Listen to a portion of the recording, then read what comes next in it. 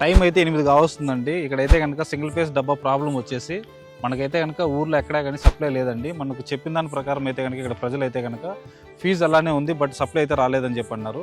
ఇక్కడ ప్రాబ్లం ఏముంటుందంటే కనుక సింగిల్ ఫేస్ డబ్బాలో ఇంటర్లింక్ అయితే పోయి ఉంటుందండి. దాన్ని అయితే మనం ఇప్పుడు రిపేర్ చేద్దాం. డబ్బా ఓపెన్ చేస్తుందామండి. మనమైతే ఆయిల్ తుడుచుకోవడానికి అయితే కనుక క్లాత్ తీసుకున్నామండి. ఎల్టీలో వచ్చేసి మనకైతే ఒక ఇంటర్లింక్ అయితే పోయింది, అది కూడా వేసేద్దాము. అలాగే మనం ఎందుకైనా మంచిది అని చెప్పేసి కోర్ కూడా ఒకసారి చెక్ చేద్దాం. ఆ చేతికి అయితే ఏం తగలలేదండి. ఇప్పటికైతే కనుక డబ్బా బాగానే ఉన్నట్టుంది. ఓన్లీ ఇంటర్లింకే ప్రాబ్లం అనుకుంటాను. ట్రాన్స్ఫార్మర్ అయితే హెల్తీ కండిషన్లోనే ఉంది. ఇంటర్లింక్ వేసాం కాబట్టి మనమైతే ఎల్సీ రిటర్న్ చేసి ఛార్జ్ చేసి చూద్దామండి. సింగిల్ ఫేస్ డబ్బాకి అయితే ఇంటర్లింక్ అయితే వేసామండి. అలాగే మనం లైన్ కూడా ఒకసారి చెక్ చేద్దాం. తర్వాత అయితే ఎల్సీ రిటర్న్ చేసి ఛార్జ్ చేసి ఎల్సీ రిటర్న్ చేసామండి. మనం చేసిన వర్క్ అయితే సక్సెస్ఫుల్గా బాగుంది. ఈ వీధిలో కూడా మొత్తం కరెంట్ ఉందండి. అలాగే అన్ని వీధులు కూడా కరెంట్ అయితే ఉంది.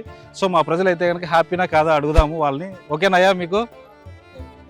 సో రైతులు కూడా కొంచెం కోఆపరేట్ చేస్తారు లైట్లు వేస్తూ. అలాగే మా వర్క్ వీడియోస్ మీకు నచ్చినట్లయితే తప్పకుండా సబ్స్క్రైబ్ చేసి ఫాలో చేయండి. రేపటి కొత్త వీడియోతో మీ ముందుకైతే వస్తాను.